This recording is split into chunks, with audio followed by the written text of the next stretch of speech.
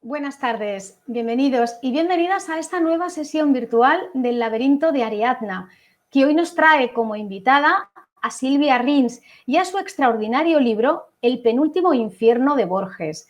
Cuando digo extraordinario, estoy utilizando el término en toda su extensión, porque aparte de ser un libro excepcional, es también un trabajo inusual, concienzudo, riguroso, imaginativo y heterodoxo sobre y a propósito de Borges. A mí particularmente me ha sorprendido solo de un modo relativo, porque ya conocía la particular idiosincrasia y la creatividad de Silvia gracias a su anterior poemario, Apología de las sombras, que a más de uno nos dejó boquiabiertos. En aquella ocasión, como hoy, pues tuve la oportunidad de presentarla también aquí, en nuestro laberinto, y puedo decir por segunda vez que agradezco tu confianza, Silvia. Sé bienvenida a nuestra casa virtual. Y comenzaremos, si te parece bien, por trazar brevemente pues, un currículum de tu biografía y tu trabajo literario para recordárselo a las personas que nos estén viendo. Diremos que Silvia Rins es licenciada en Filología Hispánica y doctora en Filosofía y Ciencias de la Educación, que ha escrito diferentes ensayos sobre cine y creadores heterodoxos en libros colectivos, en revistas, en prensa, como La Vanguardia, El Punahui, etc. Es autora, lo hemos mencionado antes, de Apología de las sombras, publicada en la editorial Devenir en 2016, y asimismo ha participado en numerosos proyectos para fomentar el uso del texto poético en la educación, en antologías y en recitales solidarios. Podríamos decir que es una activista de la poesía, por eso está hoy aquí. En 2019, también queremos recordarlo muy especialmente, en 2019 recibió la beca para creadores Montserrat Roig del Instituto de Cultura de Barcelona. Luego, si te apetece, pues nos puedes mencionar cómo va este proyecto. Y el lenguaje tiene para ella un potencial expresivo. La escritura es capaz de revelar en la frontera de los géneros cómo acercarnos a realidades inimaginables o contribuyendo a una comprensión más profunda de nuestras experiencias. Es decir, que a través de esta pequeña descripción curricular sobre tu pensamiento y tu obra, nos vamos acercando al penúltimo infierno de Borges. Ya vas sembrando la semilla de lo que luego se germinará y se desarrollará en este libro que hoy estamos presentando. Porque realmente, ¿qué es el penúltimo infierno de Borges después de todo lo dicho? Yo te voy a dar, Silvia, a ti, a las personas que nos estén viendo, mi versión de los hechos y baso esta definición que voy a hacer de la reseña que se ha publicado en este último número de la revista El Ciervo. Para mí, al menos, el penúltimo infierno de Borges es un ensayo metaliterario que rinde tributo a uno de los autores indispensables del siglo XX, como es Jorge Luis Borges, un genuino poeta, un narrador, un pensador y un crítico literario sin igual. Entonces, Silvia, llegados a este punto, las cartas sobre la mesa, ¿sigue siendo una obra inclasificable, una miscelánea innombrable? ¿O a estas alturas ya nos puedes definir con tus palabras qué es el penúltimo infierno de Borges? Buenas tardes, Dolors, y muchas gracias por haberme invitado a este espacio a presentar mi libro. También muy agradecida a todos los que nos acompañáis en esta sesión virtual del laberinto de Ariadna, que en estos tiempos de pandemia ha tenido que reinventarse, como tantos de nosotros, pero la literatura, por suerte, y el ambiente literario sigue más vivo que nunca. ¿Qué es el penúltimo infierno de Borges? ¿Es un libro heterodoxo? Creo que sí, es sobre todo un libro en la frontera de los géneros, como tú has comentado también. En mi poemario anterior, que tú has citado, Dolors, que es Apología de las sombras, de hecho, ya había un juego formal muy interesante entre los poemas en verso y los poemas en prosa que se complementaban, poemas en verso que a veces eran narrativos, poemas en prosa que tenían un tono lírico, y se establecía un juego muy interesante, ¿no?, de contraste entre estas formas. Entonces, en el penúltimo infierno de Borges, yo continúo con esta fórmula. En este caso, la fórmula está más imbrincada en lo que es la esencia del libro, ya que aparentemente es un ensayo biográfico, un ensayo en el que yo hablo sobre Jorge Luis Borges, sobre su vida, sobre su obra, pero el libro contiene partes muy significativas con ficción. Posee relato breve, relato un poco más largo, posee poema en verso, posee varios poemas en prosa, incluso posee una reseña biográfica de una enciclopedia inventada, esto es muy borgiano también, o posee un golem de dioses, que es simplemente una enumeración poética de los diferentes dioses que hallamos en la obra de Borges, ¿no? Es decir, que es una miscelánea genérica muy interesante, es un tipo de texto que no encontramos habitualmente y que no deja de rendir homenaje al propio Borges, porque Borges también era un autor que pese a su clasicismo, él se movía también en la frontera de los géneros y en la mayoría de sus obras pues también mezclaba ensayo, poesía y prosa y jugaba a las formas híbridas, a textos con características de uno y de otro, ¿no?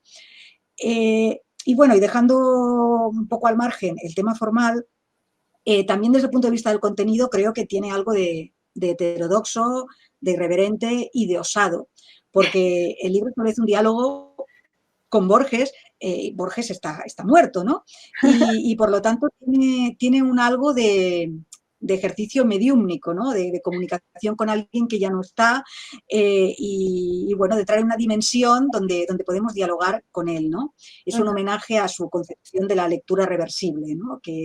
Y bueno, en fin, creo que eso también es poco habitual en un ensayo y que le da este toque al libro un poco heterodoxo. Muy bien. Yo tengo una pregunta acerca del título. El título, a ver, es fantástico. A mí ya sabes que me gusta mucho el libro, pero empezando por el título, ya me parece maravilloso el título de El penúltimo infierno de Borges. Pero yo me pregunto, ¿por qué penúltimo? Y no último o antepenúltimo. Seguro que hay una buena razón, Silvia. Sí, hay una razón. Lo que pasa es que cuando yo estaba escribiendo el libro no pensé en ella, ¿no? Como siempre, ahora que me hace reflexionar sobre este tema, pues en efecto, ¿no? El penúltimo infierno de Borges es uno de los relatos finales. Prácticamente es el relato final del libro, que es un cuento, sí, aunque tiene un toque un poco también de monólogo teatral, parece, ¿no? Podría ser una escena de una obra de teatro. En la cual Borges está muriendo y entra en una dimensión preinfernal, es una especie de limbo que yo quiero relacionar pues con estos momentos en que, bueno, alguien entra en el trance y tiene una serie de visiones un poco surrealistas, ¿no? En este caso, el libro, este relato ya es muy mío, ¿no? Ya pertenece mucho a mi estilo. Yo creo que es una de las partes del libro que más me gusta, ¿no? Que es esta dimensión en que Borges se reencuentra con su madre, con su padre, ya fallecidos, con diferentes amigos del mundo literario, ¿no? Se establecen unos diálogos muy graciosos con sus progenitores y con otros personajes. Y por eso titulé el libro como El penúltimo infierno de Borges. Pero también tengo que decir que hay otro infierno en el libro. Hay un relato, hay un poema en prosa que se titula Infierno cuántico. Sí. Y este sería realmente el infierno. ¿Qué es lo que pasa cuando Borges llama a la puerta? Pues el infierno de Borges es acabar en una dimensión de carácter cuántico, podemos decir, donde Borges está dentro de su obra. Y él se lamenta en un monólogo interior, podemos decir, de estar en ese lugar y estar cansado de sí mismo, de que cada vez que uno de nosotros lea su obra o lo busque en las redes sociales o intente escribir sobre él lo siente de alguna manera, ¿no? Y pide, como ya clamaba en vida, ¿no? Que él quería que lo olvidáramos, ¿no? No quería seguir en esta continua inmortalidad, él quería dejar de ser Borges y ser otra persona. Este sería el infierno. Y luego también podría decir que durante la vida de Borges, que es lo que explica el libro, también hay muchos infiernos.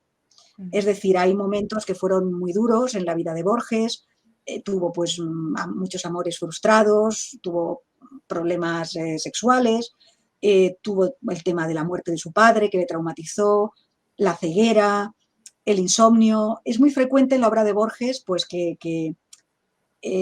comente, ¿no?, estos momentos dolorosos y bueno, y hasta cierto punto pues también aquí está el infierno en vida, que sería explicar su vida, y por otro lado pues los infiernos post-mortem. Muy bien. En la reseña que publicó la revista Quimera sobre tu libro, que con un reseñista de lujo como es Eduardo Moga, él alude a esta metáfora del infierno también, que utilizas como para representar la vida de Borges, solo que Moga contrapone la imagen del infierno con la del cielo. De modo que titula su texto, su reseña se titula Un infierno que es un cielo. Y él comenta que tu libro, él lo define de una manera muy certera y muy precisa, que tu libro es un doble homenaje a Borges como ensayo sobre su vida y obra y como apropiación de su estilo y su cosmovisión. No puedo dejar de citar un fragmento de tu libro que a mí me parece muy, muy elocuente de las palabras de Moga y que dicen lo siguiente: la vida, desgraciadamente, es real. Yo, desgraciadamente, soy Borges. ¿Esta imagen demoníaca no crees que es cuando menos heterodoxa como definición de la vida y la obra del genio argentino? Creo que tu libro ofrece la imagen de Borges, ¿no?, sumido en una especie de infierno de las letras y de problemas personales, pero al mismo tiempo Borges atrae de una manera desaforada. Tú misma en la contraportada de tu libro dices que atrae a jóvenes y mayores, a críticos literarios y a amas de casa, a idealistas y a cazarrecompensas. ¿Qué tiene Borges para que atraiga tanto? En fin, es cierto, totalmente cierto. Es un autor que pese a su clasicismo, o quizá precisamente por esta razón, sigue atrayendo a todo tipo de público y encanta a las nuevas generaciones, a los jóvenes, incluso a los más jóvenes les sigue gustando Borges, ¿no? ¿Qué tiene? A ver, tiene... creo que su concepción de la lectura también está en su escritura, ¿no? Y por lo tanto él plantea sus obras, en el caso de la narrativa está muy claro, como enigmas que hay que descifrar. Son textos que poseen muchas capas y por lo tanto los lectores, muchos de los cuales también somos escritores, recurrimos una y otra vez a ellos para explorarlos, ¿no?, para saber más. Creo que lo que tiene Borges es que cualquier persona puede leerlo y llegará a un nivel de entendimiento. Y conforme tienes más pistas, más conocimientos, sigues sus citas, pues el significado del texto se va ampliando, va creciendo.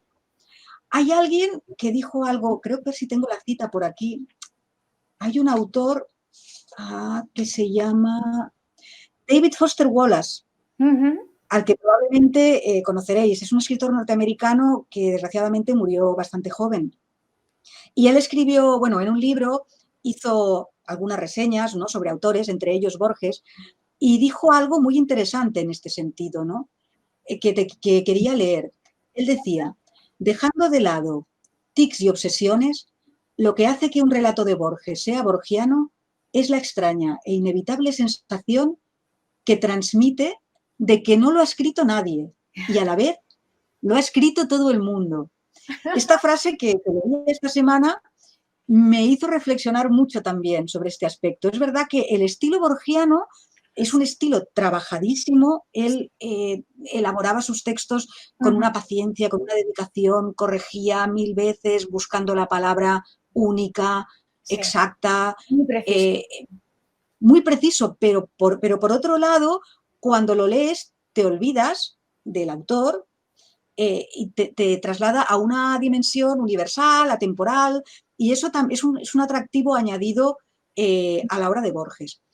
Por otro lado, su poesía también gusta mucho por lo contrario, ¿no? En él, Borges es el protagonista, normalmente está basada en impresiones, en reelaboraciones de recuerdos, en homenaje a sus autores más queridos, sus costumbres diarias, sus rutinas, etcétera, ¿no? Sus libros, que era su mundo, él siempre decía que se había educado en una biblioteca. Y por tanto, en su poesía es también esta faceta de personaje que yo exploro en el libro, la que lo hace resultar fascinante para los lectores, ¿no? La verdad que sí, que es un personaje fascinante. Y bueno, y con tu relectura, tu reinterpretación sobre Borges, que aquí podríamos ir a otro tema. La entrevista que te hace Esther Peña en Solidaridad Digital, tú le planteas que cuando hay una influencia muy poderosa de alguien, no tienes que intentar eludirla o disimularla, sino que tienes que apropiártela, a ver si encuentro las palabras textuales.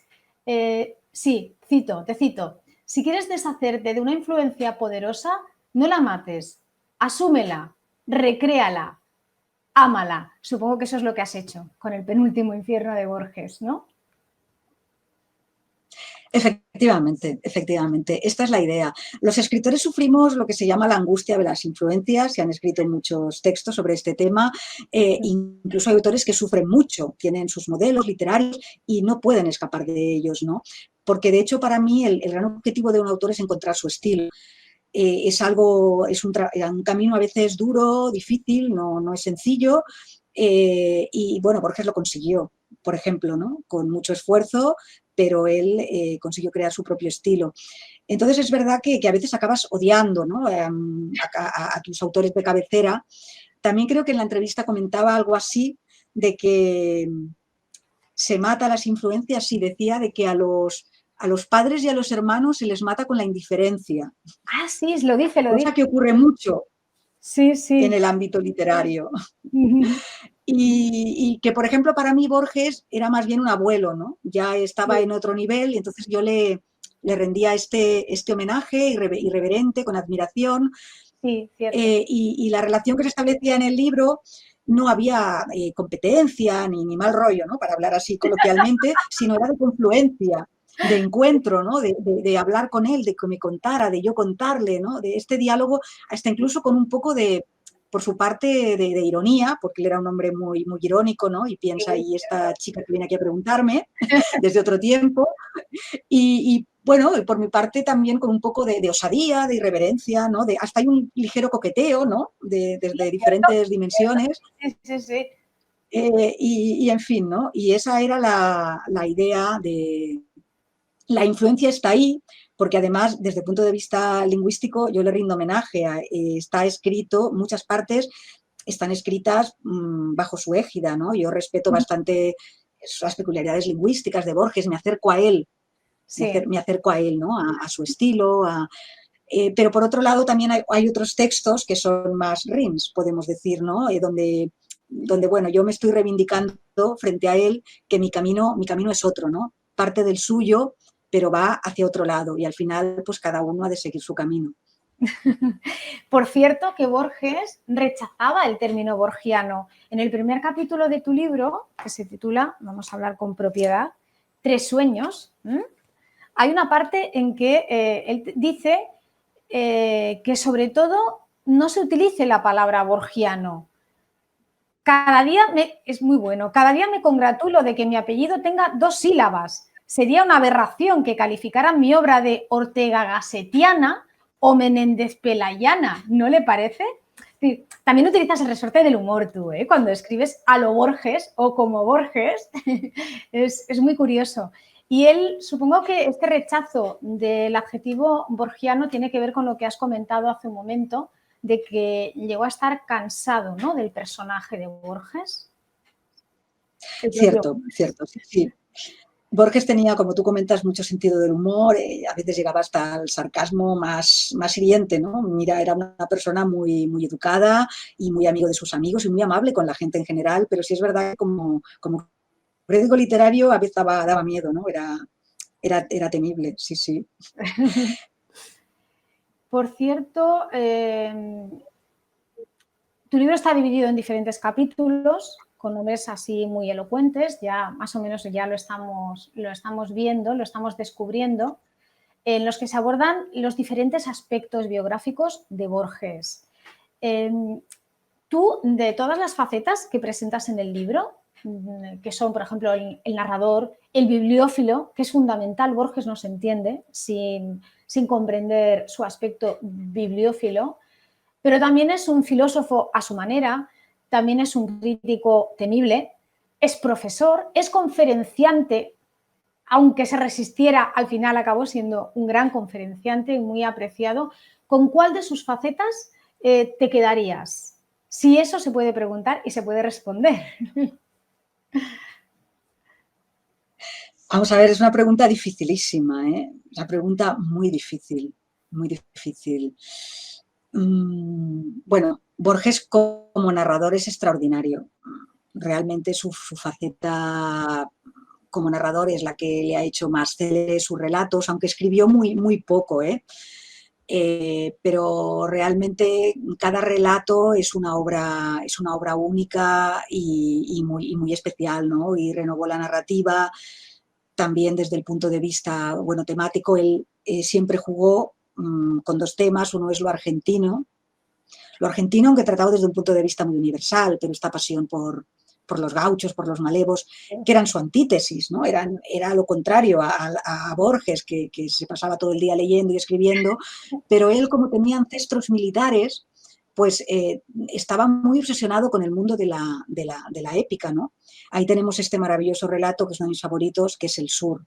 Que es El Sur, ¿no? Que es un poco un relato ancla entre este periodo de lo argentino, ¿no? De los relatos relacionados con su mitología, con sus ancestros, y el paso a incursionar en lo que son los mundos fantásticos, que son los relatos que han hecho más famoso a Borges, ¿no? Y en los cuales a veces encontramos casi predicción de teorías que luego triunfarán en la física, ¿no? O en la ciencia, como el tema de los mundos paralelos, ¿no? O de la hipertextualidad o de la conexión global. Sí, es sí, muy sí. curioso cómo todos estos temas se encuentran en sus relatos, ¿no? Yo quizá destacaría pues la faceta de narrador como original, como la más original, aunque yo he de decir que a mí personalmente me gusta mucho su poesía, que es cierto que no todos los críticos están de acuerdo, hay algunos que no valoran tan positivamente la poesía de Borges, porque dicen que es muy recurrente, que siempre utiliza los mismos símbolos, las mismas ideas, pero creo que eso también formaba parte del estilo poético de Borges, y él lo había confesado en numerosas ocasiones, que él era fiel a sí mismo, él hablaba de lo que le interesaba, y hasta cierto punto sus poemas son reelaboraciones de temas similares, ¿no? Pero a mí me encanta la poesía de Borges, que tiene esta mezcla tan peculiar entre lo lírico y lo intelectual, ¿no? Él a veces estaba de menos como poeta, porque decía que no había conseguido llevar la música del inglés o el alemán al español, igual que había hecho Garcilaso con el italiano, ¿no? O Darío con el francés. Él no era un renovador de la poesía, pero a partir de su clasicismo, incluso usando pues formas como el soneto de gran tradición o más originales como el poema en prosa, realmente pues consiguió su estilo muy personal, y además todo gira alrededor de él. Él también se creó de personaje a través de su poesía, ¿no?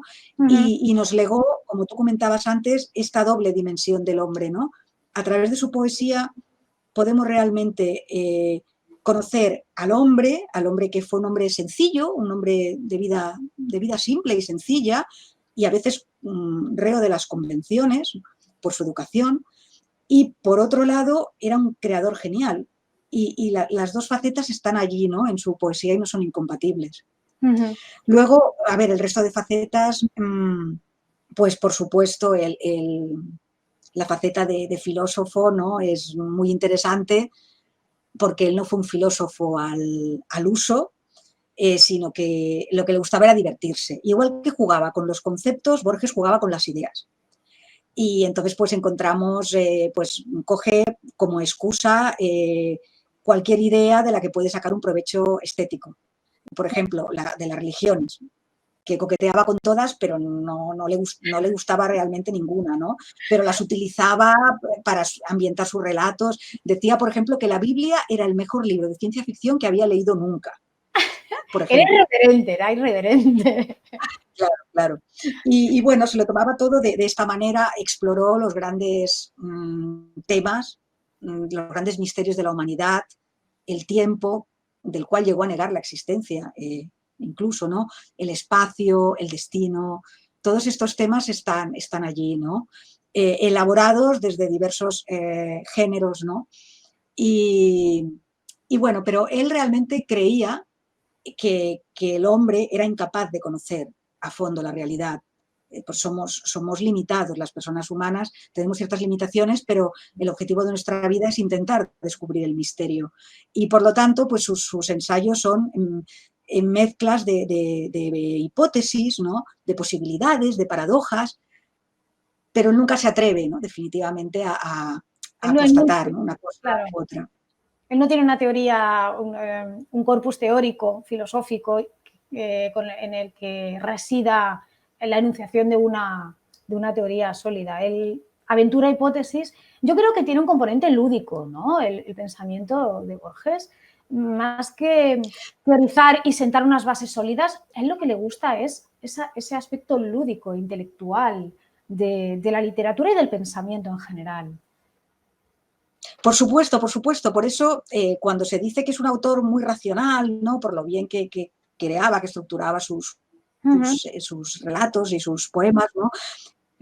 No hay que olvidar que, por otro lado, pues él jugaba. Era un poco un dios travieso, ¿no? Que se dedica pues a jugar con el lenguaje.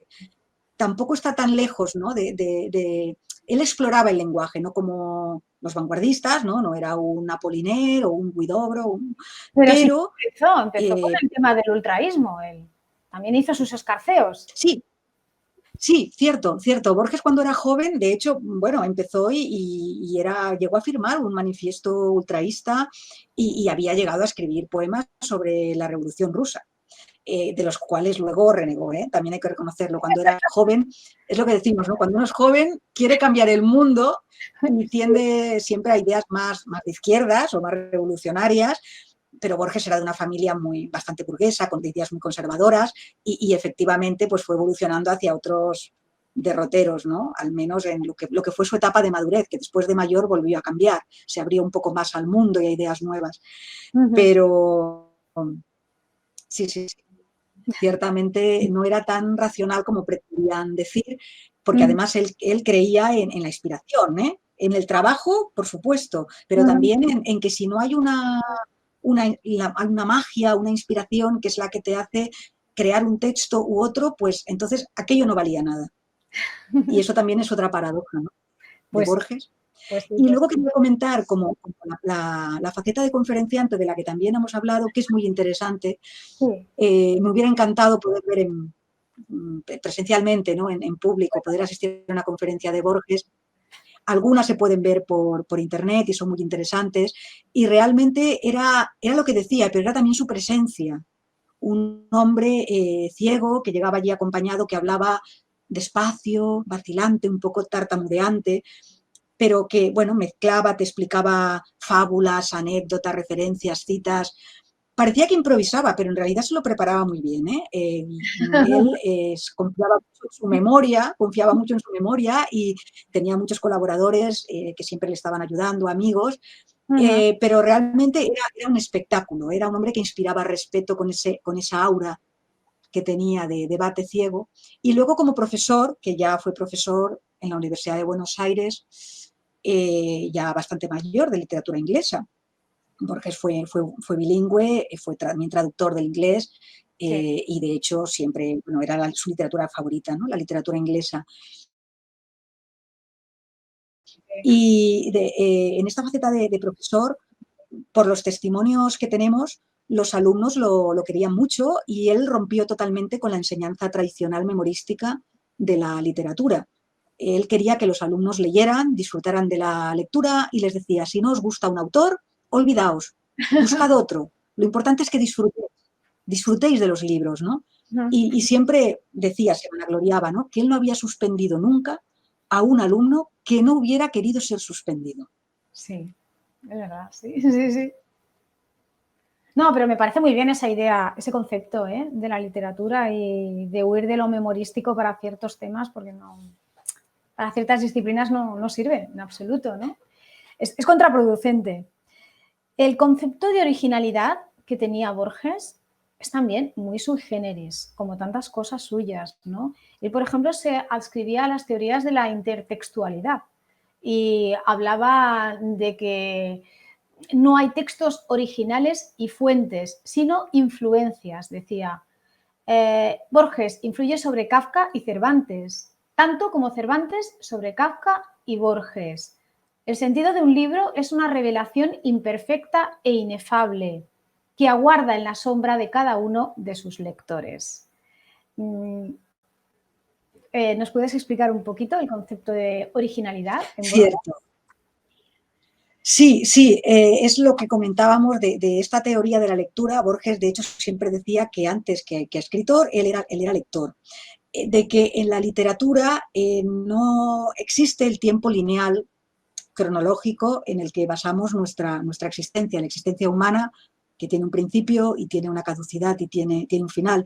La literatura vive en un eterno presente en el que encontramos todos los textos, todos los autores a la vez. Podemos escoger un libro de una época, luego irnos a otra. Dialogamos con estos autores que ya han muerto, pero que siguen allí, ¿no? Sus obras siguen allí. Y él concebía así la lectura. Y este es un tema que no está explicado en el libro, está recreado, porque por eso quise introducir yo estas partes de ficción, para demostrar que Borges y Rims, desde diferentes tiempos, están hablando, están dialogando y se están recreando. Él a mí y hasta cierto punto yo a él también, con este diálogo. Claro, un ejemplo Esta es una teoría, sí, ya previa, o sea, sí. Emerson, Carlyle, es un autor que se encuentra en muchos autores de habla inglesa. Poco es una idea mística, ¿no? Pero de que en el fondo todos los autores vamos a participar en el gran libro o en el gran universo de la literatura y de que al final se olvidarán nuestros nombres, ¿no? Sí. Borges solía decir que él se conformaba con que ni que fuera un verso suyo llegara a la posteridad, ¿no? Simplemente un verso, aunque desapareciera su nombre, ¿no? Pero ese es el destino humano, pero que perviviera esa frase, ese conjunto de palabras, ¿no? Y que alguien en un tiempo muy, muy, muy lejano, ¿no?, pudiera sentir lo mismo que él sentía cuando lo escribió. Magnífico. No hemos mostrado todavía la portada de tu libro, que es un ejemplo más de esa fusión, de esa intertextualidad, del espíritu del penúltimo infierno de Borges. Os lo voy a enseñar a todos nuestros espectadores. Estupendo. Es impactante, ¿eh? ¿Se te ocurrió a ti la portada del libro o fue cosa del editor? Porque los editores tienen mucho que ver con el tema de las portadas, lo sabe todo el mundo. Bueno, te explico. En este caso fue idea mía, ¿eh? Cuando yo estaba escribiendo el libro y me lo imaginaba, porque esto lo hacemos todos los autores, nos imaginamos la cara del libro, es importante, sí. Ya tenía la idea de hacer algo relacionando nuestros rostros, ¿no? Porque, bueno, un poco iba a simbolizar lo que era el libro, ¿no? Era este juego de confluencia entre los dos. O sea que la idea fue mía.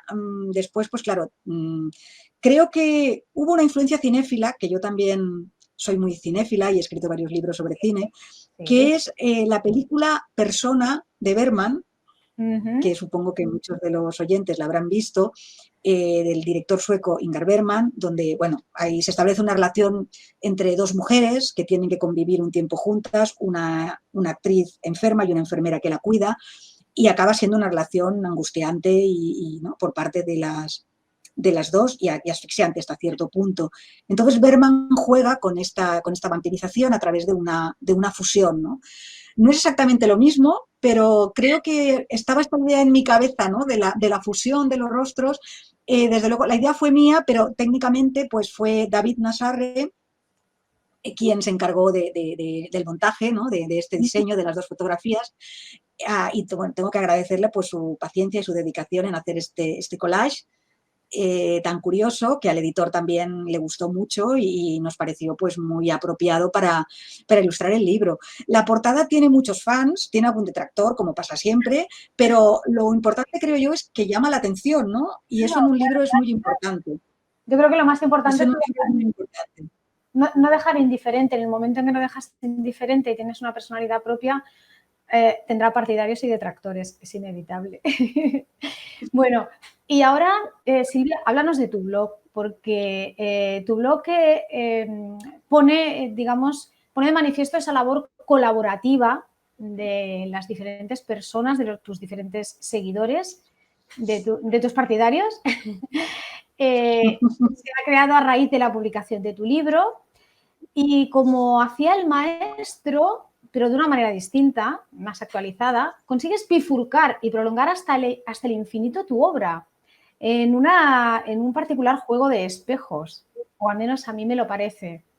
Le echamos un ojo porque ahí, verdad, que no solamente hay testimonio escrito, no solamente hay texto, sino que participa el dibujo, participa la pintura y que es un reflejo borgiano más, a pesar de que al maestro no le guste el adjetivo, tenemos que utilizarlo, no nos queda otra. Vamos para allá. Así es, Dolores, el adjetivo yo lo intento evitar, pero no hay manera, ¿eh? No hay manera. Creo que Borges se debe revolver desde donde esté, que nos disculpe, pero bueno. Que nos disculpe. Que nos disculpe.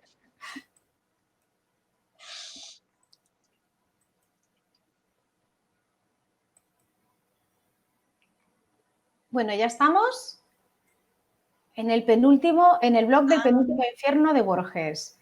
Entonces, ahí está. Vale, lo estás viendo, ¿verdad, Silvia? Sí, gracias, Dulos, por mostrarlo, ¿no? Que creo que es muy interesante. En esta parte del blog hay un homenaje, es un pequeño museo de obras dedicadas a Borges o a su obra. Y bueno, podemos comentarlas brevemente. El blog se inauguró con esta obra de Gustavo Vega, que se titula El Aleph, homenaje al gran relato de Borges. Muy bien.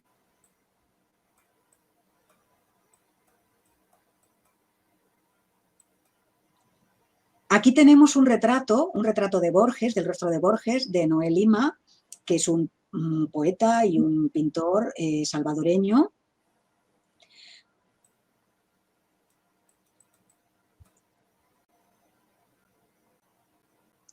Aquí tenemos un collage de Hugo Salinas.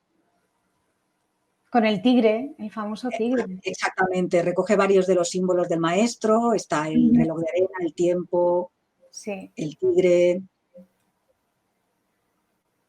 Este es un dibujo de Teresa Batlle que aparece también en el libro. Quería poner un poema en el libro y aparece. O sea que agradezco mucho a la autora que cediera la ilustración. De hecho, reproduce el primer capítulo del libro, que es el sueño en el que nos encontramos. Sí, es verdad, es verdad. Esta eres tú, ¿verdad? Se supone que sí. He reconocido. Y el tigre, el sempiterno tigre y el espejo. Y el espejo. Y el espejo, y fíjate, reflejado, no sé si debes conocer la anécdota, ¿no? Que cuando subieron los peronistas al poder, que se tenían mucha manía, porque él había sido muy crítico con su gobierno, relegaron a Borges del cargo de director de la Biblioteca Nacional y lo pasaron a ser inspector de aves, pollos y conejos. Sí, qué humillación. No, una historia muy...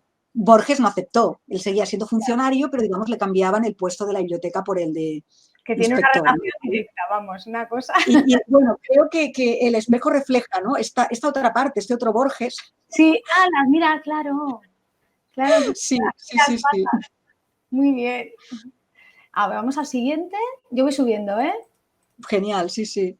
A ver. Vale. Bueno, este es un dibujo de Charo Moore, una artista, una pintora que tiene tintes surrealistas y simbolistas en su obra. Ujú. Sí, me recuerda un poquito a Benito, ¿no? Sí, sí, sí, sí, está un poco en la línea, sí. Vale, el siguiente. Bueno, aquí tenemos otro retrato de Borges, de Mari Carmen Gutiérrez. Ujú. Aquí se ve su rostro, ¿no? Su parte más humana. Mm. Ah, mira, qué bonito. Un homenaje al libro, ¿no? Al gran símbolo de Borges, de Andrés Aragón. El libro es una escultura. Sí. Y unas manos. Vale. El jardín de los senderos que se bifurcan, Alicia Aragón. Ujú. Es una pintura que recrea un poco el símbolo, ¿no? del relato, de todas estas posibilidades Sí, que se pueden dar simultáneamente, ¿no? Y que hay quien dice que anticipó hasta cierto punto la física cuántica. la idea de los multiversos, mundos paralelos. Exactamente. Vale. El espejo, Otra otro vez. de los símbolos borgianos por antonomasia, o de Borges, de Palome, Se te ha escapado. una escritora y una ilustradora actualmente afincada en Asturias. Ujú. Muy bien. Ah, es verdad que se ve la letra, ¿eh? También. Sí, sí, sí, Hay texto por debajo. sí. Vale. Ah, mira. Bueno, aquí tenemos Diablo Creador de Antonio Beneito, que desgraciadamente falleció hace un mes y medio de COVID. Ujú. Una persona a quien me unía también una amistad personal. Él había ilustrado mi anterior libro Sí. y bueno, me cedió este dibujo para el blog, ¿no? Ujú. Diablo creador. Diablo Creador, sí.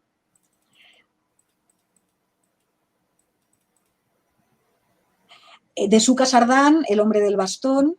Suca Sardán es un autor ya con mucha trayectoria, viene del mundo experimental de los años 70, hace Ujú. unos collages a mano muy graciosos, ¿no? Con personajes de cómic, y aquí pues recreó a Ujú. Borges con su bastón. Sí, muy, muy pintoresca. Y le ha puesto un loro en la mano. ¿Esto es una alusión Sí, a la sí, sí. época? Vale. El loro creo que lo puso por mí, porque yo tengo un loro desde hace un tiempo. Y, Ah, mira, un ejemplo de intertextualidad total, ¿eh? total. Ah, este es muy bueno, ¿eh? Sí, sí, sí. Este es un relato un retrato de Jorge Rodríguez Sanz, Ujú. un autor de Madrid, también está ligado al mundo del cine, del audiovisual y de las bellas artes.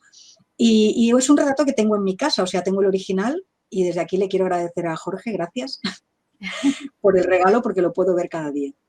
Ahí está Borges, ¿no? Entre el laberinto Sí. y las manchas del tigre, dos de sus símbolos más queridos. Y de Koichi Sugihara, El sueño de Borges, que es un homenaje. Este es un pintor, es músico y es actor también, Ujú. Koichi, que es japonés, y bueno, ha hecho esta recreación onírica de, de los sueños de Borges. Ujú.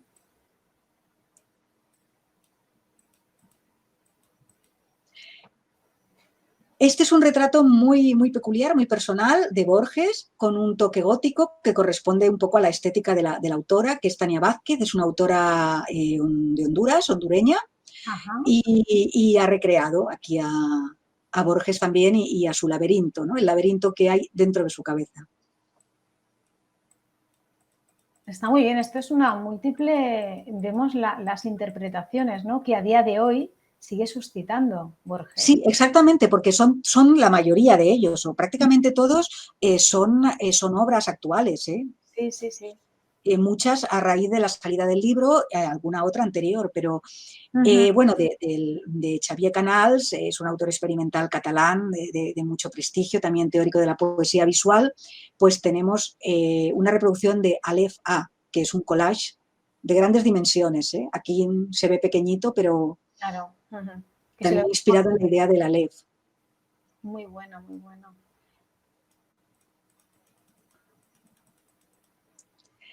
Y aquí tenemos una escultura titulada Silorges, ¿no? Que es como a veces se habla del libro, ¿no? Esta mezcla entre Silvia y Borges, Sí. que es una escultura en piedra de lo que es la portada, ¿no? De estos dos rostros, la Ajá. mitad de cada rostro, ¿no? Ah, Juntos.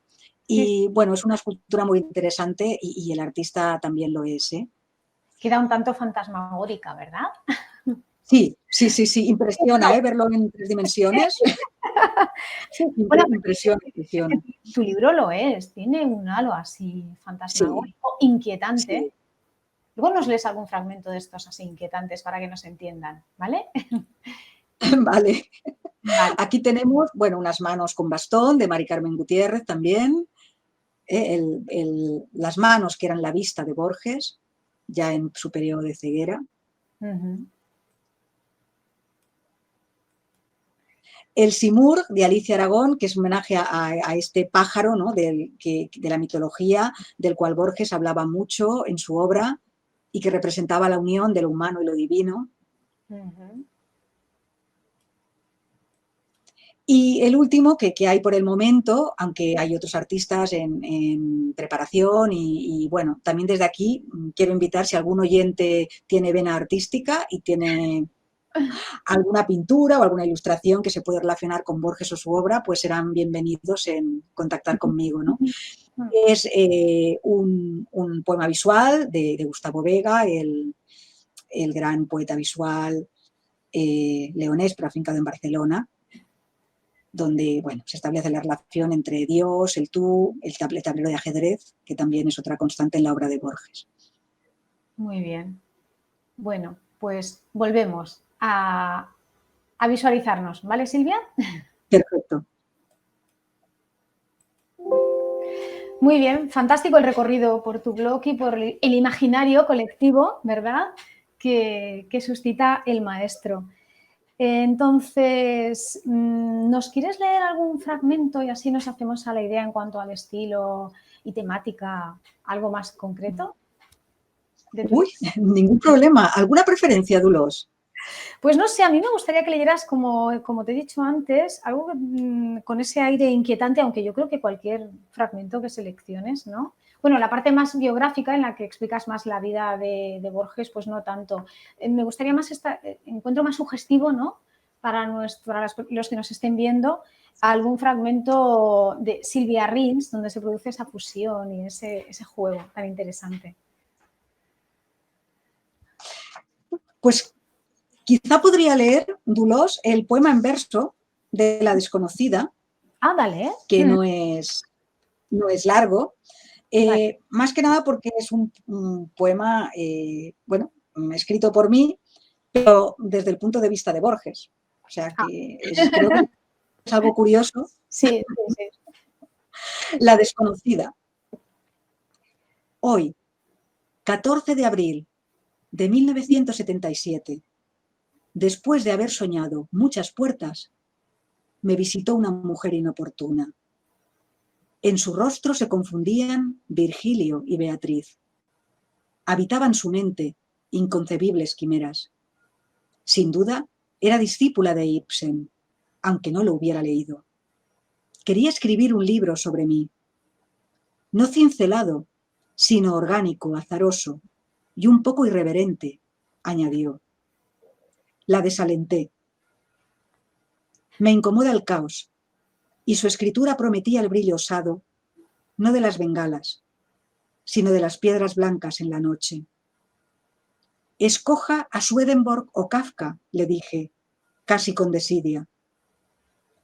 La volveré a encontrar en los atardeceres de Dublín que no puedo ver, oyendo mi suerte inexorable en la plaza Gemal Fena, acariciando un kanji grabado en la tumba de Basho.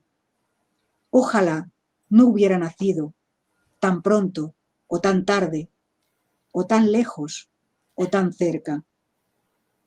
Te reconoceré en otras caras, pero nunca en el espejo.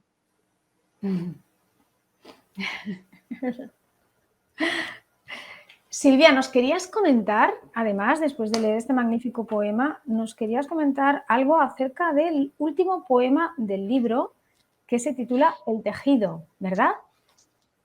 Sí, sí, sí. Bueno, en fin, algunos de los lectores del libro me han hablado de este breve poema de 4 versos, con el cual acabo el penúltimo infierno de Borges. Y bueno, simplemente voy aquí a explicar muy, muy brevemente cuál era el sentido, ¿no? Cuál es el significado de este poema final, que dice así: todos los ayeres, un sueño. Estamos hechos del mismo tejido que nuestros sueños. La vida no es un sueño, pero puede llegar a ser un sueño.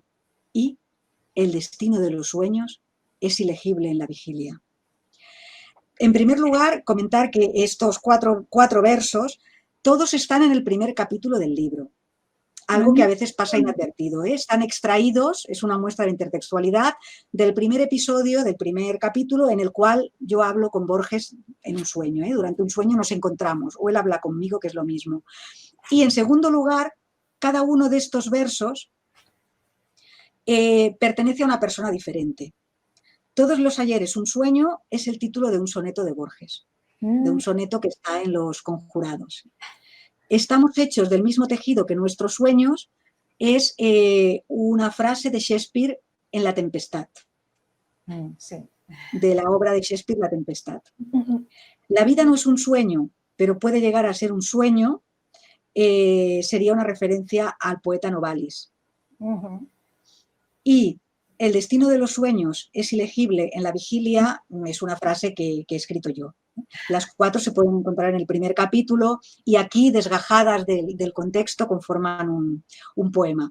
Es una especie de juego que pasa inadvertido si no se explica, y la idea era pues corroborar esta idea de la que hemos estado hablando tanto, de la intertextualidad, ¿no? Y del tiempo reversible de la lectura, en la que todos estos autores, de repente, con sus diferentes versos, se crea una realidad nueva, totalmente anónima, que podría ser de cualquiera, y que en el fondo esto es lo que construye el tejido, ¿no? El tejido de la literatura que nos une a todos.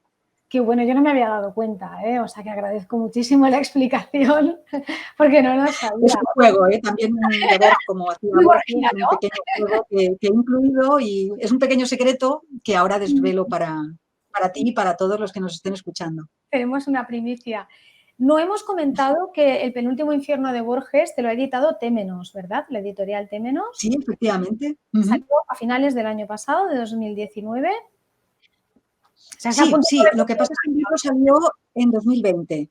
Sí, el libro salió ya, se editó en noviembre, diciembre de 2019, sí. Y el libro salió en librerías ya en 2020, sí. Vale, estupendo. Si para quien esté interesado en adquirirlo, ¿dónde podría comprarlo, Silvia? A ver, por desgracia, ya sabes, los libros cuando llevan unos cuantos meses ya desaparecen de las librerías, pero se puede solicitar en vuestra librería habitual, porque Témenos distribuye, solamente tenéis que solicitarlo y lo traerán.